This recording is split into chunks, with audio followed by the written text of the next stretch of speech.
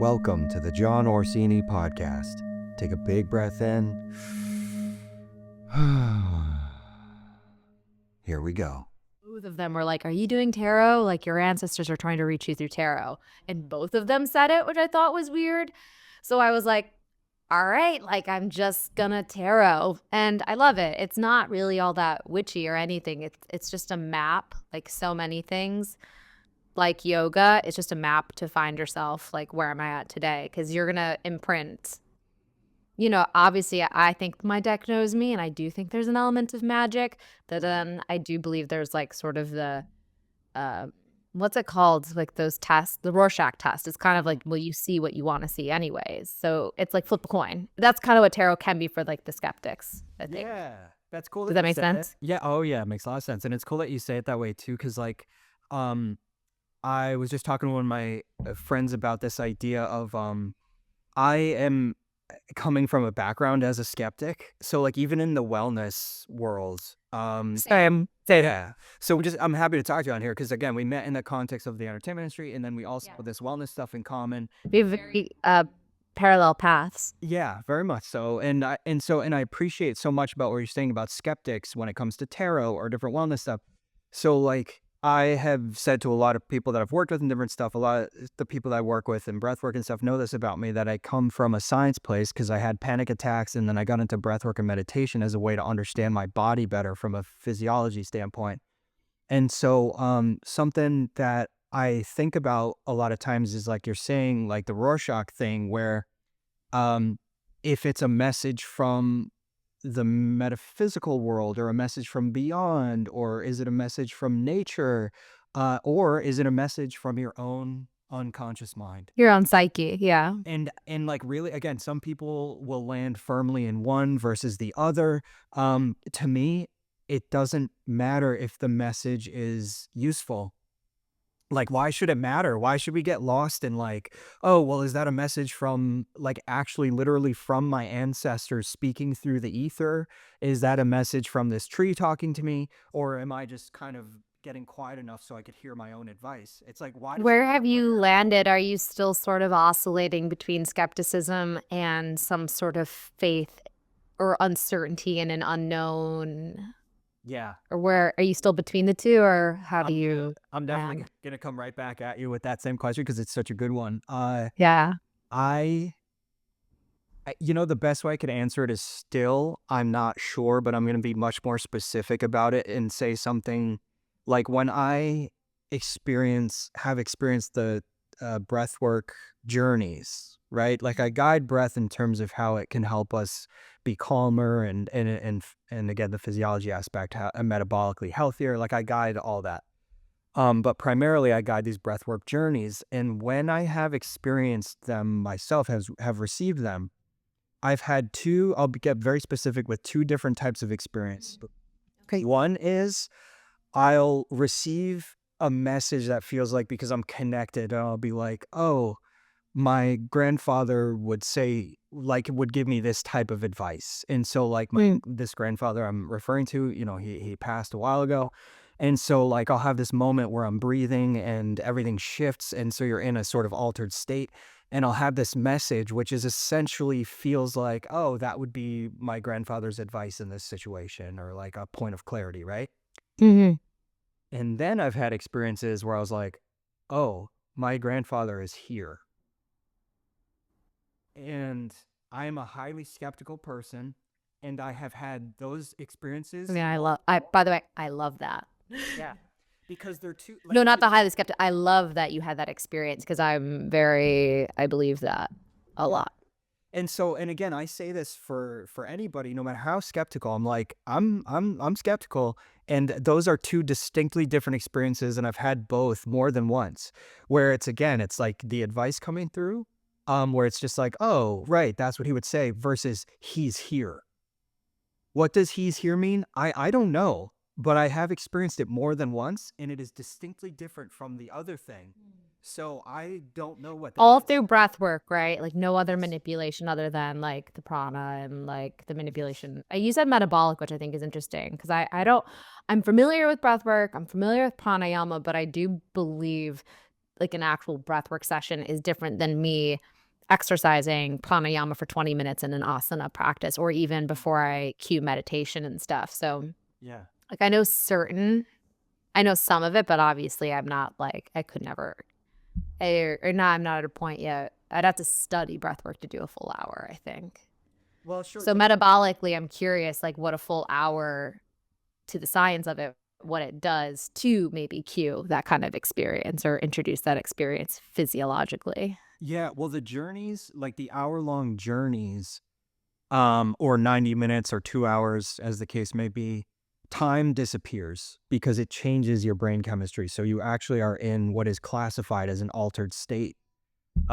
Psychologically, even it's like psychologically classified as an altered state of consciousness, or specifically a non-ordinary state of consciousness when you breathe with a certain circular pattern, like so those journeys really are like, that changes your brain chemistry in that sense. In terms of metabolically, even practicing traditional yoga breathing pranayama, it changes how efficient your body is at breathing, in terms of the diaphragm, also in terms of how your body absorbs and utilizes oxygen more efficiently. Yeah. So that's all just a benefit, no matter how you practice pranayama, just by doing it consistently and having some Yeah. control or regulation over your breath, you'll get benefits from that way. Yeah. You read that? Did we message about this? The Breath, the James Nesper book. Am I saying the title right? James Nestor, yeah. It's something like that. Mhm. That's a really good book, because I think it kind of lands in all the ways in which people manipulate breath for Yeah. altered states. Very And- well researched. Yeah. Yeah, super good one. I love that book. Yeah, same. I want to go back to you on the where Okay. you land with talking about tarot, talking about the stuff that people consider more metaphysical versus more like just down to earth science. Like, where do you Yeah. land in it? Or has it changed? And I think I've always been a really spiritual person. I grew up with religion in my life, not in a strict way. My parents, it was more like, let's start here so you guys understand some values that are, good values to have in your life. And then whatever, like there was no real dogma in the household, which I'm really grateful for. But I definitely am a spiritual person, and I come back to, I can't remember what thing I just saw online, but it's that thing where you can see the lights are turned on, but I can't see the energy moving. But it's there. It's that thing of like, you can understand something is real even though you can't see it. Yeah. So that's where I come on to, like, well, my grandpa was in the room with me. I'm like, yeah, I believe it. Like, I don't need to understand it to believe it necessarily. It's just some things, whatever, like, they can exist, or you can't prove they don't exist. So right. I choose to believe in certain realities. I believe, though, as a teacher now, you want to reach as many people as possible. And I think, as I'm sure it will develop through my time teaching, is like knowing the science can really invite naysayers, or it can really give them permission to give over to an experience in the ways that they're willing to, because the physical benefits are still there. And I really believe the function of it is not for me to be right or push my values on someone, as much as it is the central and core belief is, I know this practice can help you, and therefore and me, it helps me. It's mutual beneficial, but I know that this works. Therefore, the more people that are practicing this, the better the world's going to be. And so I want to, as much as sometimes I wish I could be more woo-woo and attract that, I also really value science, and like I want that in the room. Yeah. That way, because it's just more inclusive. And both my parents are surgeons, physicians, like Western medicine practitioners. Like, so want their respect. Hi, Mom. Hi, Dad. But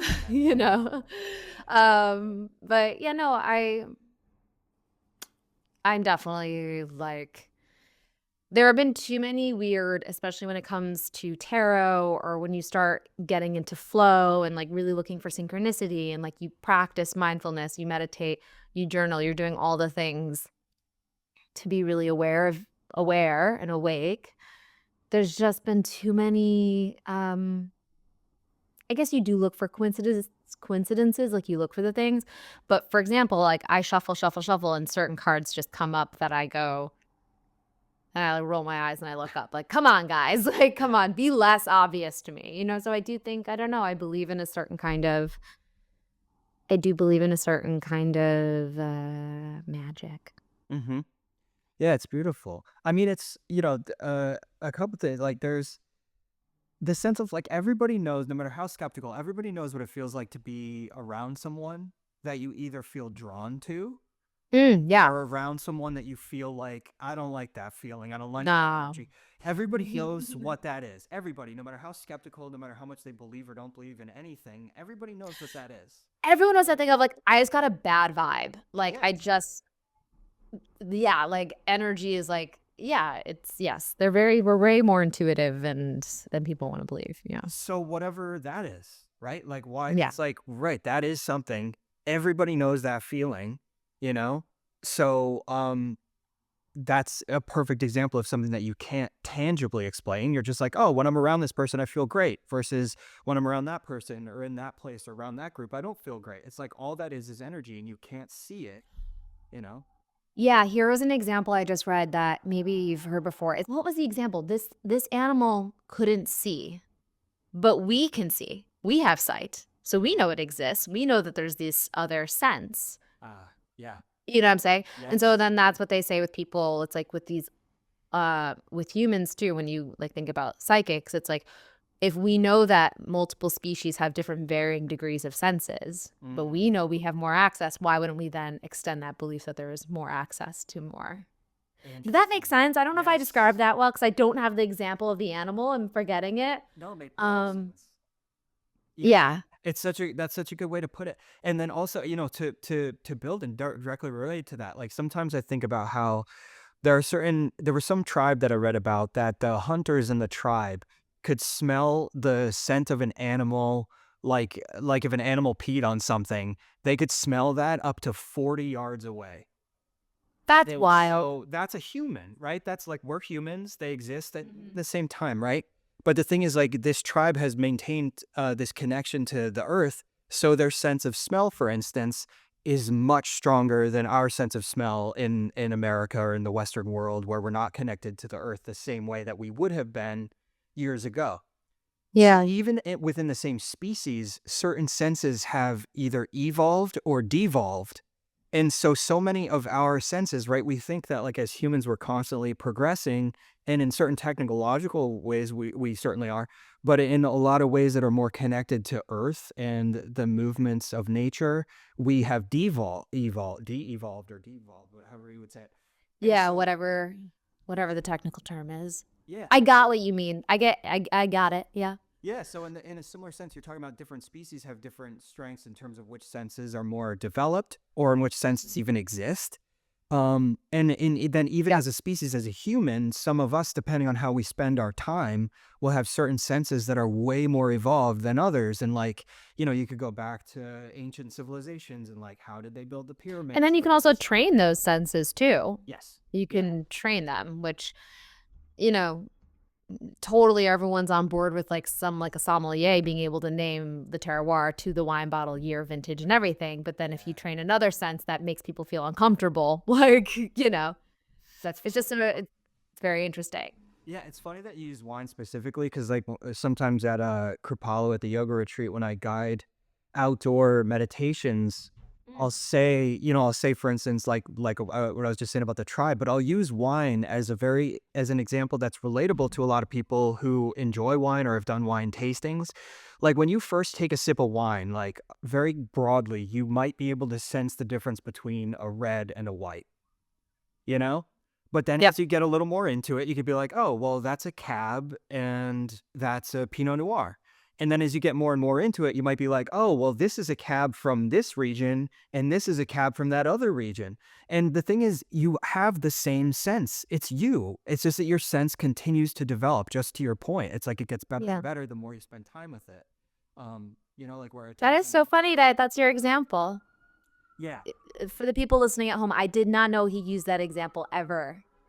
It was total synchronicity. Yeah, exactly. Which, by the way, magic, total synchronicity. Yeah, exactly. It's a perfect It's a perfect way to think of it, and that and encouraging that we can develop our own senses more, even if that's intuition or energy. And oh, sorry, New York. That's how it goes. I know. There's nothing I can do about it. I hope that person's okay. Yeah, no, totally. Who knows if not? I had a yoga teacher said every time you get frustrated with the siren, decide to take a breath. Like make it a moment of mindfulness instead. Like that's the reminder to have a mindfulness moment. That's beautiful. I love that. I have a client, and she does her because I'm all about making mindfulness a part of your everyday life, so it doesn't feel like a chore. It just feels like part of the Yeah. maintenance routine, like brushing your teeth or whatever. And so when I work with people like one-on-one more specifically, I always find like where's the best place to plug in these mindful moments. So like the siren's an awesome one. That's a perfect thing. Siren's an awesome one because it's so not gonna swear frustrating because you're like, man, and especially if you're walking on the street, it's so loud, it's so abrasive, it's so alarming, literally. Also, I think the decibels of like their volume is like way higher like than what it's legally allowed to be in other countries. It's just cuckoo. Huh. But yeah, so it feels, especially if you're walking, a great opportunity to practice letting go, letting, it's like it's a wonderful test that will happen every day. Yeah. And it's a good example too of being consciously annoyed with something versus unconsciously annoyed. Because I find when I'm It's the split decision second. Am I going to be annoyed here or am I going to breathe? yeah.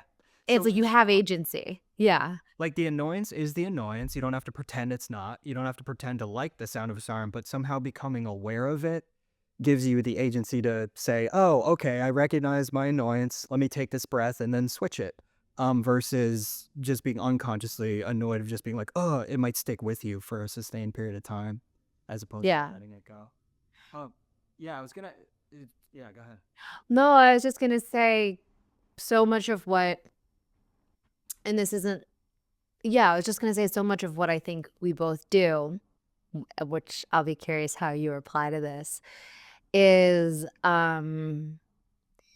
about giving people the tools for agency because, well, I think ironically we both have come from paths that like we're devoted to and our hearts are very attached to a performing and storytelling path, but we have very little agency in how we are able to tell stories, especially as an actor, because like it requires an audience, a script, director, it requires all the play of things. And I think that can cause a lot of mayhem in someone's life emotionally when you can't always fulfill this thing that feels like destiny or something, or feels like why would this be such a strong yearning if it wasn't mine in one way. And relating to it is really important, and like how you can come and relate to it. But part of what I think the yoga of it all, the breath work of it all, the meditation of it all is to make your life something where you can actually do something about it, like having agency. So it was just, you were using that term, and I'm trying to draw this bridge that I know exists in my life, that I'm curious how it exists in your life, Mm-hmm. about how to like proceed in the world and those are the tools you give to other people, especially with mindfulness and meditation. I think it's breaking habits. Yeah, big time. And replacing habits is a big one, because like when you get into habit psychology, you mentioned James Nestor's book. Yeah. And then like, I don't know, it was within a similar time frame. Obviously, it may have been a couple years apart or whatever, but then there was Atomic Habits, James Clear. And so that book was all about habits. Oh, Atomic Habits. I haven't read that. I was like, what book? And I was like, yeah, and it just hit. It was so popular. Yeah, so popular. And so I don't know if I'm just bridging because they're both Jameses, but also yeah, so with Atomic Habits, I'm just always interested in habit psychology. So all to your point about autonomy is like you learn these practices, and it's not about, again, I guide these like 60-minute to 90-minute to 2-hour breathwork journeys. Like I guide some extensive stuff, which is, Yeah, that's a long time to guide breath work. 2 hours is a long time. yeah, typically But time, like you said, changes. But yeah, still. typically they're 90-minute sessions. Typically the more intensive section is no more than 20 minutes, maybe 30 minutes. So like it's not, and different people guide different time frames. But the point being, like, there's a lot of there's a ton of value in those sessions, and especially in the journeys, time disappears. Time, like, because your brain shifts, and it's like time doesn't even mean anything. People are always like, "Wait, I thought we just started." Like when they come out of it, they're like, "Where I don't," you know. But to the point that you're making about autonomy is like you can learn these mindfulness practices and then you could plug them into your life in such a seamless way that again, they become just like brushing your teeth or something else that you just do without thinking. It doesn't feel like effort. It doesn't feel like a chore, and it just enhances the quality of your life. And one thing I often say is your breath is always there for you and it always brings you home to the present moment, Mm-hmm. because it doesn't have to even be any particular way. You may find that you're breathing kind of fast because you're a little nervous or you're a little anxious, whatever. But by becoming aware of the sensation of your breath, it immediately brings you home. Immediately. And then from there, that awareness, just like noticing the siren, then you can have some autonomy in saying, okay, let me slow it down, let me smooth it out, or let me shift it in this way or that way to just like be more soothing. But that feeling's always there and you can access it anytime. So that's a huge one. So I'm very much about autonomy. Yeah, no, it's so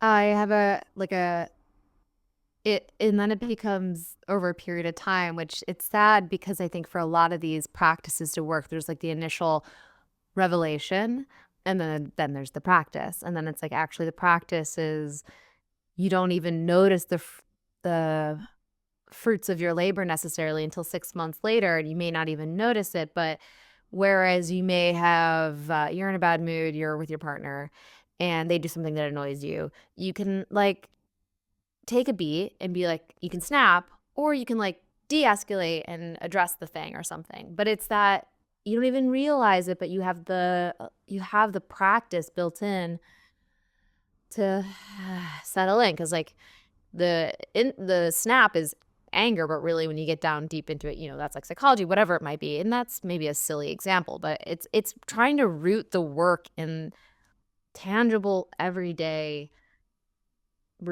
results. And I hate to say results because it's not like a test, but it's more just like I this life is so challenging, and it's like, and also beautiful. It's the polarity.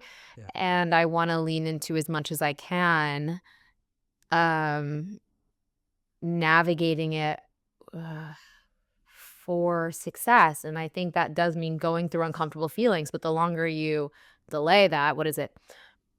Suffering is pain times resistance, Interesting. right? Yeah, well said. Yeah. Yeah. Well, oh, it's not mine. I can't remember who said that. I wish it was mine. It's not. But that's the same thing with breath. It's not to say you deny the feelings. It's not to say you don't feel the feelings. But if you can breathe through it, you can at least get through it more quickly. You can feel through it, acknowledge it, and do something about it. Because otherwise, you have to metabolize it, or else it just stays there and it all, gets stuck and gooey. And then you react out of that for the rest of the day, the week, all the stuff. So Totally.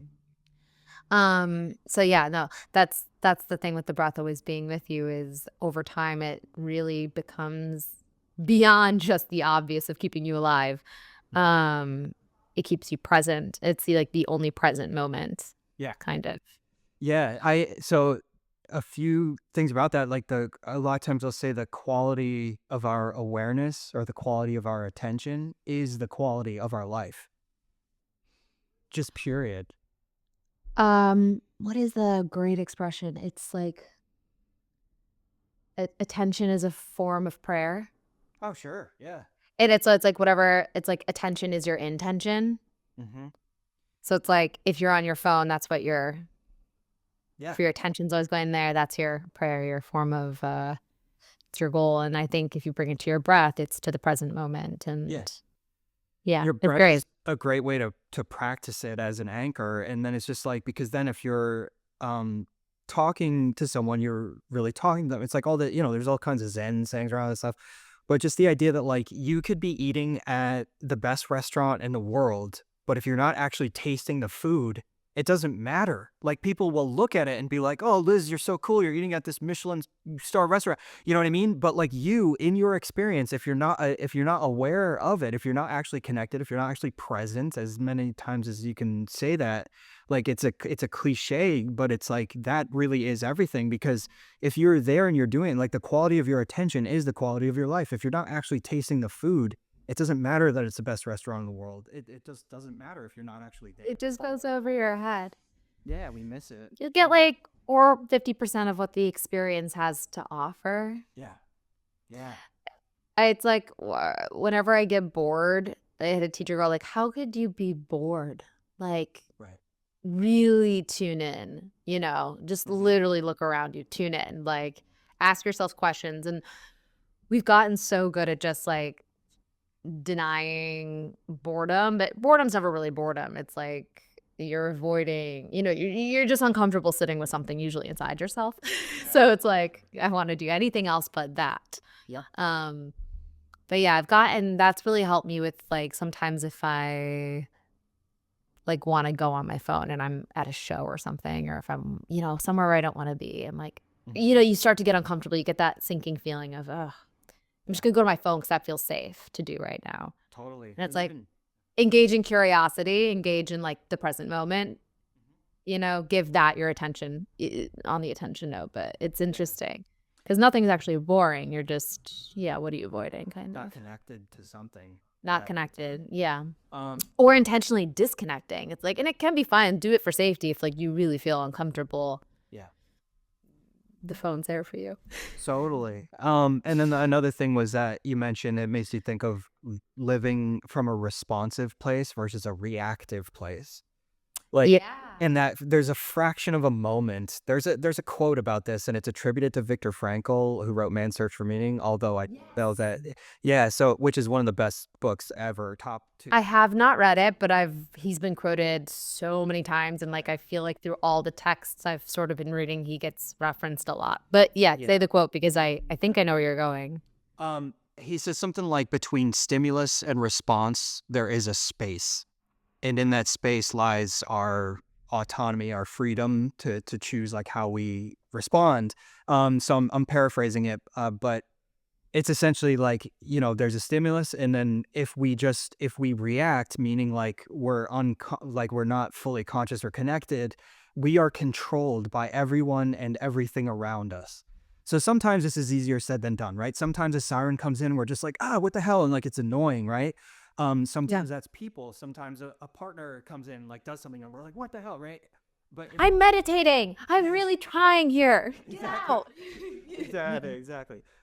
Constantly reacting, everything around us is in control of us. Whereas if we have that moment, it could be a fraction of a second where we notice the feeling of our breath or whatever. We could find a space of responsiveness, and then we choose how we engage with the situation and how we move through the world in a broader context. And mindfulness gives us that when you practice it. It's like you become the witness of the behavior. That way the behavior doesn't control you. Like, you get to control the behavior. And again, easier said than done, and it's an ongoing practice that just requires, like a consistency to it. Routine maintenance. Yeah, exactly. It's so and it's really cool to like, I'm a perfectionist. And that's not a good thing. But it's really amazing. I wonder how you feel about, or I think you must be like kind of a nerd too, and to some degree. And that's like where you adopt a practice that aligns with some, I think, belief, but also it's a practice that you're like, oh wow, like I will spend the rest of my life and I will only scratch the surface of what this has to offer. Like, and there's something kind of freeing about that, because like you can't do it perfectly because there's way too much to know. So just kind of pick up tools along the way, be curious, learn more. But it's it will be, I'll sit down in therapy sometimes, it'd be like, here we are again. And it's not like you've ascended you've come up a bit. It's not the same that it was. Like, you've gotten more adept at dealing with the thing, but it's always a practice, and it needs, a teacher of mine says, or a lot of them do, practice over performance. Yeah, it makes sense. That Yeah. it actually makes me think of acting too, like as a career, the entertainment industry. Like people, They're so linked. yeah, people talk about yeah. Well, let's get into that too. But people It is talk, so interesting that we both landed here. And it's so funny. yeah, It's not funny, haha, but it's interesting. it definitely is. And yeah, so we'll talk about those parallels, but the first one is the idea of like when people say about making it and that there is no making it. Like the longer I went, and I'm definitely want to then shift this to you and hear your perspective on this. Like the longer I went in an acting career, and then at a certain point when I started working with people who were internationally known, like Yeah, I all hope that people across know that Jon is extremely talented, has worked on amazing projects. Let me toot his horn. Huge Broadway star, huge film guy. No, but very talented. So yes, you've worked with like some of the best in the industry on some incredible projects. And you too, and like, so I'm not mentioning that to say like whatever, but I'm mentioning it to say like when you start to be around people who have reached a certain level that anybody would call making it, I say in quotes, Yeah. you realize, oh, it's all the same problems. Like maybe it's like, oh, maybe they're not worried about paying their rent, but maybe they're worried about paying, their mortgage or their kids' school or whatever. Like they're still worried because it's still like, okay, you're still going job to job. There's still pressure. In some ways, there's much worse pressure because, if you're lesser known and you choose a project that doesn't turn out so great, it's like, you maybe get like, there's a bad review about the project. It's not that big of a deal. But when you're like internationally known and you choose a project and it doesn't go so great, it can mess up your career for a period of time or for like a long period of time. And like, so anyways, in the way that that nobody ever really makes it in the entertainment industry, that doesn't really mean what people think it might mean. It doesn't really exist. It's in the same way, like in mindfulness, that there's no arrival moment where you're just like, I get everything now. And now I'm centered all the time. It's just an ongoing I've practice. reached samadhi. I'm in nirvana. Yeah. I've ascended out of this life cycle. I'll never come back. I got it. Like, no, it's, yeah. Yeah, it's just every day. Like people get annoyed when things are annoying, and it doesn't matter how many years you meditate. Like something is still, a siren can still bother you, like whatever. But all right. So last thing I'll say about that, and then the transition is used to read all these books about Zen history because that's where I started with Zen meditation. And there was this section where they were talking about at a certain point there were two schools of thought: that enlightenment, Okay. like whatever that means, like enlightenment happens in an instant, right? There were some Zen teachers that were like, oh, like enlightenment happens in a flash. And then there were other teachers who said enlightenment is just a long process. It takes forever. You may get your whole life, you may meditate your whole life and never get there. And I was like, well, get where? Like it doesn't make. And so what I realized is like enlightenment, whatever that means, is a long process that happens all at once. In the sense that like like you're doing things in the background all the time, right? You're meditating, whatever it is. And this, by the way, this is a parallel for everything else, for healing, like on a healing journey with different things, even for like learning a skill. Like say you put like 1,000 hours into practicing yoga, and then one day, or let's say 10,000 hours, right, to like master something, practicing yoga. And then one day, like in a flash, you just realize like, oh, wait a minute. Everything just fell into place today. Something just clicked. And then you realize, oh yeah, well, I have spent the last 10,000 hours or 10 years or whatever it is or more practicing this thing. And like, it all just seemed to come together in this moment, but it's not because it happened in that moment. It happened over those, but that's all to say, I don't even know what enlightenment means. Just like I wouldn't know what making it means in our industry. But the point is it's all process oriented. At the end of the day, it's all process. Yeah, I think it's, you know what it is? No, not like this is what enlightenment is. Where my brain went to is with enlightenment and with the making it, those two at the same time, is I've been coming up with this. I keep saying this thing to myself. Sometimes it's just like a beautiful view. I'm at the Michelin star restaurant. No, but I think I just don't want to miss the moment. Like if it's a really good one. And I think after the 10,000 hour practice, then you have the really good sit, you go, that's the feeling, is I don't want to miss the moment. Like it's actually the culmination of the 10,000 hours. And then in 11,000 hours, you'll have the same sit and you'll be like, but you made it on that 10,000 sit too. It's just these kind of the markers keep getting moved, and it's continuing to go deeper and deeper, deeper into the well, and it's a bottomless well. Mm-hmm. Beautifully said. So, and there's a lot to gain from it. And that's why there's more tests along the ways and more challenges along the ways, and life comes along, and it just, yeah, it's a really, it's, and the same with like acting is you think you got it, and then you get into a new age range, or you get into a new type of work, or like the work that's available for you changes, or you've aged out of this thing and now you're in these new roles, and it's like all very it's just very fluid, and you have to be adaptable, which means you have to get out of your habits, which means you have to be mindful and like have agency to move. You don't want to be stuck in something Totally. stagnant. Beautiful. Yeah. So and so with this segue about how the mindfulness, because again, mindfulness was always at the core. Working as an Yeah. actor, like my meditation practice and then breath work were at the core of the work that I did. That's how it so naturally into my life when I started guiding it. Is that how it was for you? Like, when did you start acting when you were super young, or like when, like how did it all come in for you? I was a dancer for a long time. So a very physical person. So I did ballet like pre-professionally from 8 until 14, 15. And I had this like just weird feeling. Like I was always like, why am I laying on the carpet watching Kate Blanchett and crying? Like I want to do that. Whatever she's doing, that's what I want to do. And it was always like his story. Oops, my tea. It was always the story ballets that spoke to me. And I was like, okay, I like storytelling. I like performing.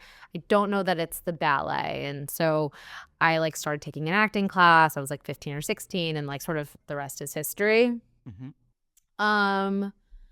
That's how it came to be. I then trained in college. I trained out of college. I mean, I'm someone who's always, like my fiance says, like the perpetual student. Like I'm always in some sort of classroom setting that I'm guiding myself, or that I'm paying for many things. So that's how the acting came about. The mindfulness has always been, mindfulness I think becomes introduced if you're an anxious person. Like they're like, maybe you should start meditating. And you're like, that would help with the panic attacks probably, And I think in college, I was really anxious. I was probably really anxious in high school, but I wasn't coping with it in the same ways that then I coped with it in college. So that's where the meditation started. I did practice yoga in college, and then I really fell off track. What I've found in my life is that when things got really, really tough, I fell off my practices, because I think coming to my breath, coming to my body, especially physically, like there was like a couple years where I did like no yoga. I think it was because I like just divorced myself from it. I was like, to feel in this being right now would be too difficult, and I'm just focusing on surviving. Like literal, like almost not zombie like.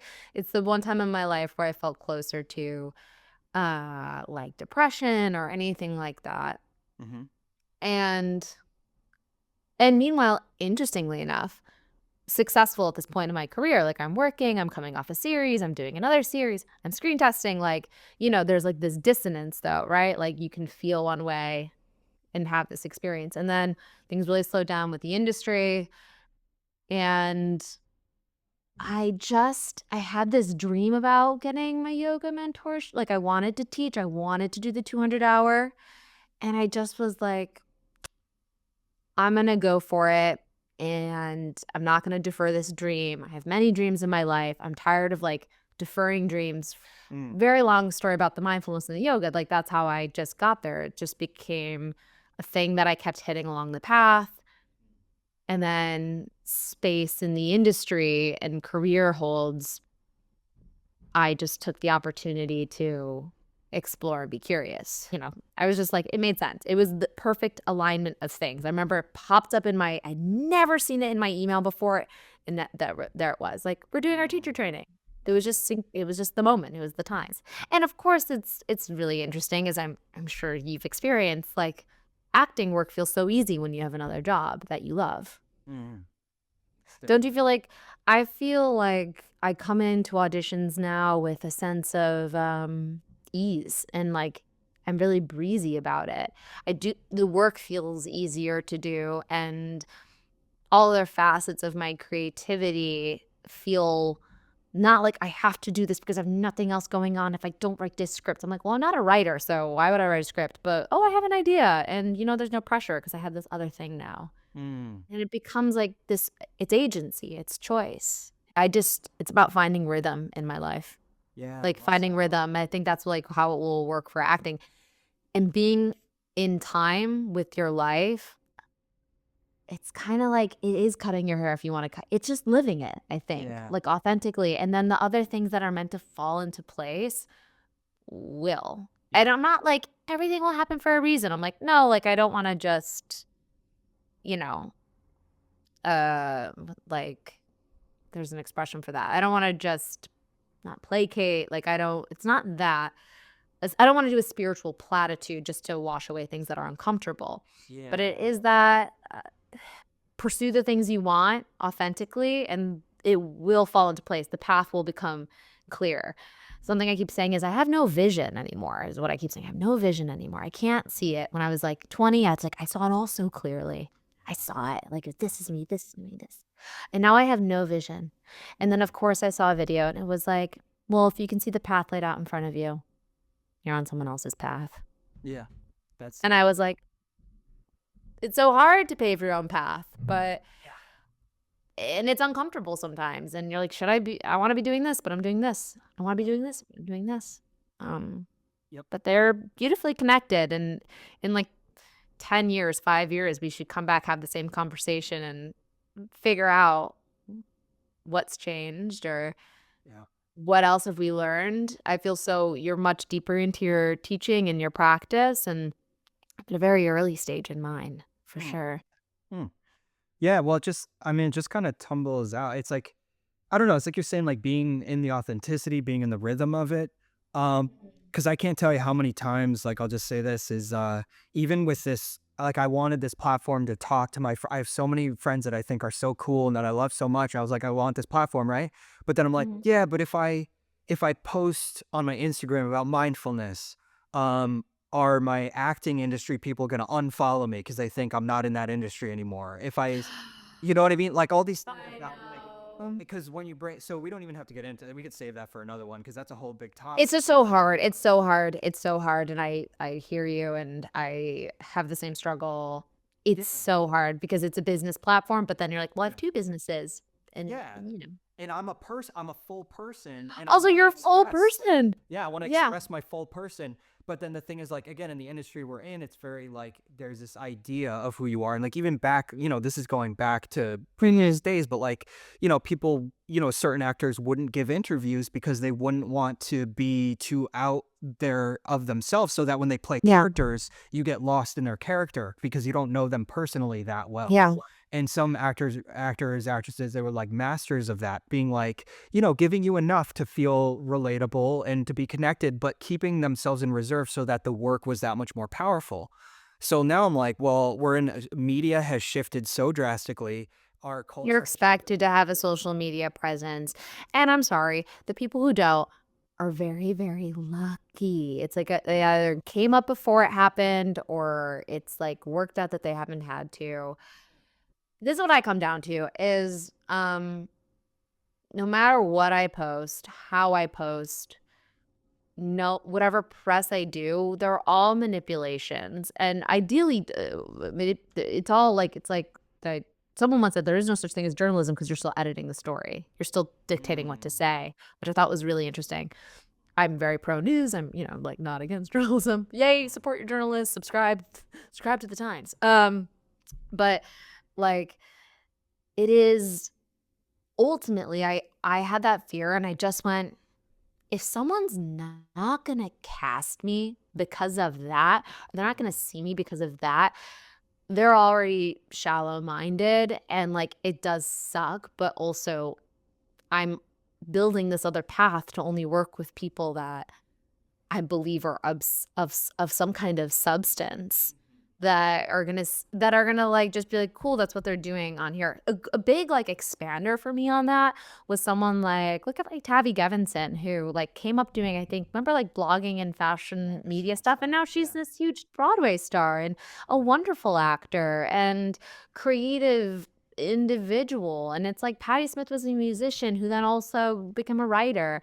It is the thing that you have these dualities, and I think there's maybe an upfront cost to it, but the long-term gains, we'll see. But I'm much happier participating in this than the manipulating a version of myself that I'm hoping casting directors, producers might relate to, because then it's just like then they're controlling me, and they don't actually care. They got their own stuff to deal with. They don't really care about me. Why would I give them that? Yeah, You know? there's like the chosen way of sharing, and then I think I don't know which is worse, but like in my version, it was just keeping my mouth shut. Like, Oh, same. you know what I It took mean? Like I wanted was to share. sweating the first time I offered a public like Zoom class. I was like so nervous. My throat, your throat gets really tight. Hmm. And you're like, oh, I'm so afraid to post this. No one cares. Like, I was like, newsflash, no one cares. Yeah, yeah, It was kind of freeing. yeah. Well, like with people, because again, it felt like when I first started posting about meditation stuff or whatever, I was like, oh, great, like this person unfollowed me, that person unfollowed, and it's not because I care about followers, it's because I care that I spent 14 years building relationships, and then now that I post about meditation, this like casting director, this producer was like, oh, he's not an actor anymore, he's using meditations, unfollow, don't give a fuck about him anymore. You know what I mean? It's like that voice, just realistically, that voice comes in where I'm like, if I only kept my mouth shut, like I would say, but I'm like, it's keeping my mouth shut about the things that matter so much to me, about me being a full human, which is like, hey, I used to have panic attacks. If you have panic attacks, here's a breathwork pattern Yeah. that worked for me. Maybe it'll work for you. That fucking matters to me to share that. Yeah. You know what I mean? It was expansive for me when you were posting. It definitely made me feel like, whereas you lost someone, I would say you gained someone else. Whereas like, of course, I always followed you as an actor, but then I was like, oh, this person's an actor and is doing this thing. So for me, it was like additive, and it becomes I'm sorry that those people did that, but also have faith that your casting directors are like, that your agents are still like submitting you to those casting teams, and people will find out when they get your tape, like, oh, they are still acting. And then they'll be like, whoa, this person's really interesting because they're doing two things, not just one. Yeah. I think it will come back in a good way, but Yeah, it's just funny what your mind does. And anyways, so what you're sharing about the whole perception thing is interesting, because it's just a landscape that we're dealing with that people didn't have to in generations previous. They dealt with other stuff, of course, but like, yeah. it's a funny landscape for us now these days, and having being multifaceted and being unapologetic about being multifaceted is an important thing, It's that for sure. And it's really sad because I have met some amazing, and I'm calling them content creators because that's what they are. And they are really creative individuals. They have they're funny, or they have a platform and they know what they're doing. I think what can be like the reason I still pursue this path, and the reason my advice is like, not even advice, you didn't ask for it, but like the reason I want this to be an acceptable path that we walk is because I think talent and cream will always rise to the top. That's nature. But like the industry has a mandate based on algorithms where it's like, well, I know that this person has X amount of followers, and like the people running the industry now are tech people. They're not Joe Fox or whoever the hell ran Fox, who was like, I love stories. But like even then, there's a great book called Adventures in Screen Trade, where there's like all these boom and bust cycles of our industry, and like they do the big Marvel thing, or they do the big thing, they do the reboot.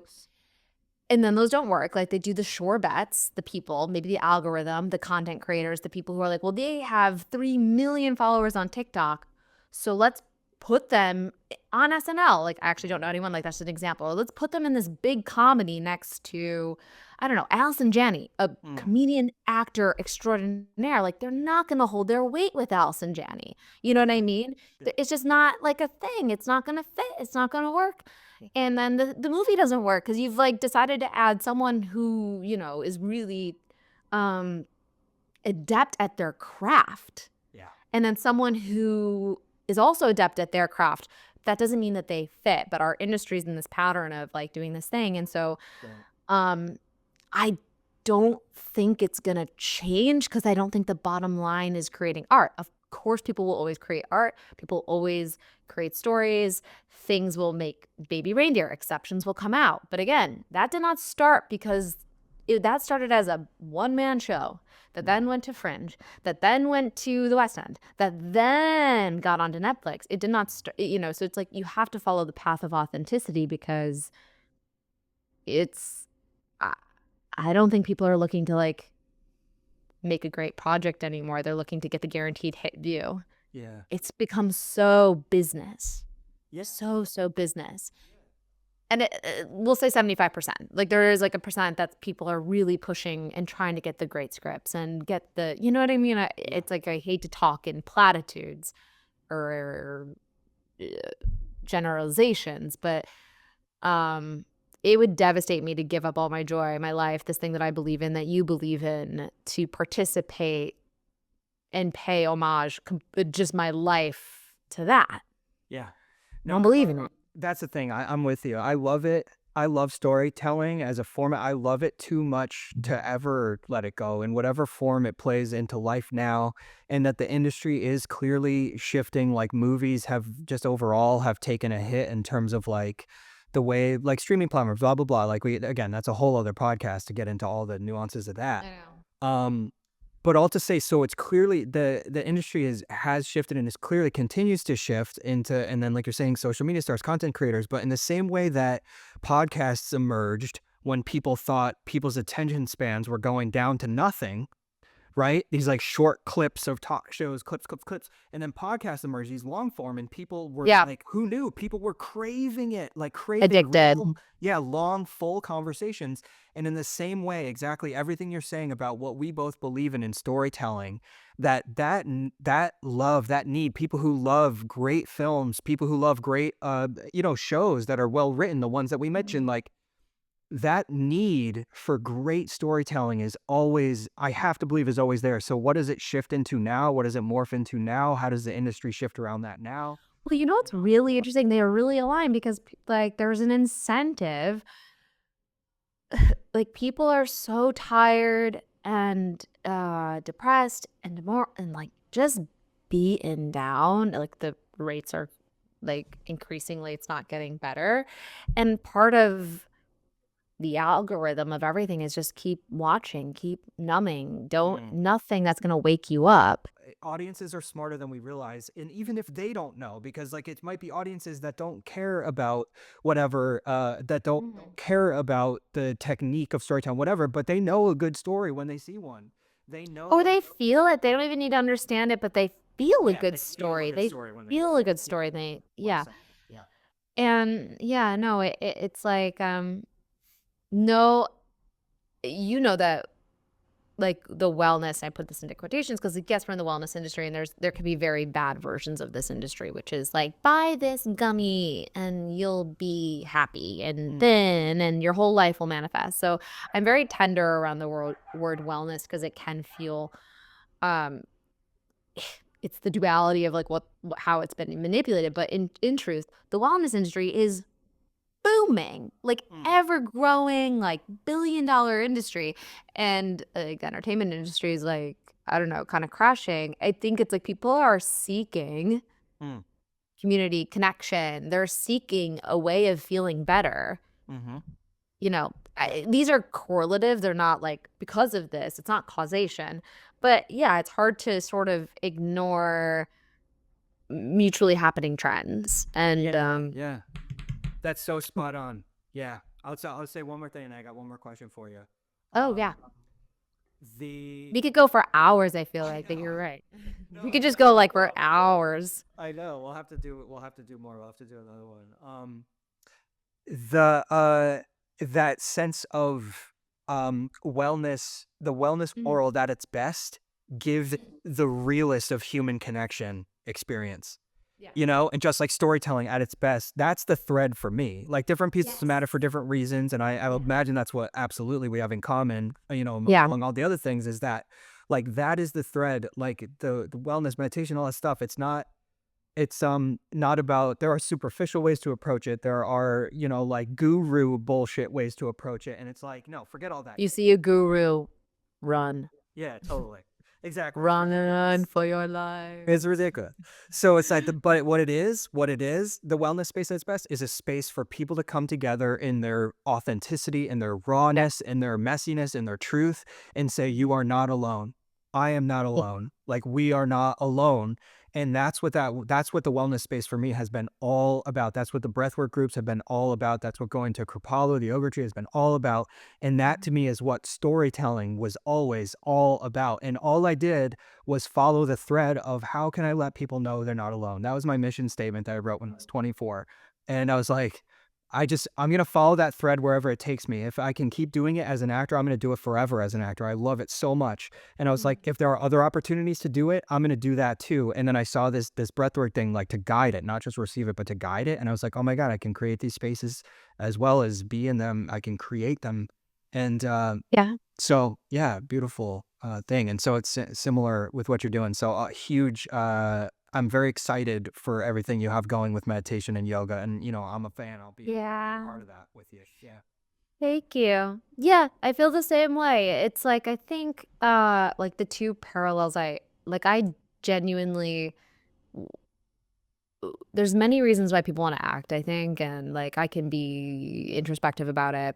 But the reason why I think comes back into the yoga and the meditation, the community aspect, which is one, I really love I've learned this is the thing, I've really loved being in community. And it comes back to the I don't want to be alone thing. It comes back to the like, I want to sit at a table with people and read a script and laugh and joke. And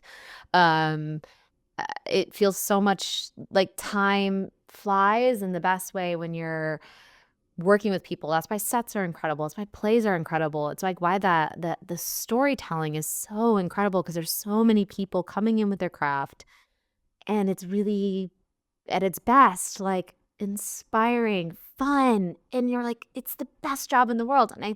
And then you release the project and people love it. You hope. But the people who love it, they reach out to you and you're like, yeah, like here's that fan theory or something. And they're like, I love this because X, because Y. And then you're connecting with people again. Like you're distilling it down to like, not my performance being great or that person's performance being great. It's like, oh, that resonated in you, stranger, and it resonated in me when I read the script, and then with everyone that did this project. So then when you come into a yoga class and meditation, it's the same practice. It's like, I taught a class last week in Santa Fe, and this woman comes up to me and she goes, oh my God. I was like, how was class? I'm like at the front desk, how was class? And she goes, oh my God, I have had a thing on my back all day. And I just felt I feel so much better now. And I went, yeah. Oh my, and for me, it's the same thing as like that movie, or, oh my God, like when people get excited about that, it's the same hit. Like you and I connected. I had an impact that was for good. I think I'm always like, I want to be like, try to reduce my impact of harm and increase my impact of good connection, however that manifests. And like, I feel like I'm still so happy and proud. I was like, all the training was worth it for that moment of one, validation that I can do that for someone. And two, they're going to go home and feel better, and they're probably going to sleep better. And then they're going to go home and be nicer to their boss, or you know what I mean? Like the effects are crazy. So it is about like the community and the impact, and like the golden rule, like leave it better than you found it. Mm-hmm. Yeah. That's how I feel like I want to contribute. And yeah, I feel that way in it's all like community, leave it better than I found it. Yeah, that's beautifully said. And like you said, the ripple effects, like I remember learning about recycling, think globally, act locally. If you can affect the positivity of the environment right in front of you, that's how we change the world. Like we need every reason to realize, especially right now, every reason to realize we are more alike than different, especially right now. Yeah. And then that feeling of, okay, I might not have control of this over here or those people over there, or that, right? I might not have control over that as much as I would want to shift that or open the minds over there or whatever it is, Yeah. right? But what I can do is bring it back to home, with myself and then radiate like you did with the connection with this person in your class. Yeah. And just one person at a time, one heart at a time, right? It's as small as it seems. That's actually the best way to uplift the environment around you. Bird by bird. That's like the writing expression. Stephen King's like, write a paragraph a day. For actors, it's beat by beat, build it beat by beat. And for environmentalism, it's like focus on your garden, focus on your community. It is like if you set there's that Henry David Thoreau quote, I put it in my yearbook. It's like, set your castles in the sky and then build the foundations underneath them. It's like you have to just start small, small, small, small, small, small. And small things build up to big things. And the people, this is the Happiness Labs, and I can't remember the teacher's name from Yale. And I'm a big podcast group. Like, I love listening to podcasts, especially for wellness, happiness, spirituality. But the Happiness Labs girl says it's like the people who actually do something about the problem feel more hopeful about the outcome. Thanks for listening to the Jon Orsini podcast. You can watch my YouTube videos at Breathwork with Jon, Jon, Instagram at Jon Orsini, and jonorsini.com for free discovery calls, Zoom sessions. Reach out anytime. I'd love to hear from you. Thanks again for listening, and we'll see you in the next one.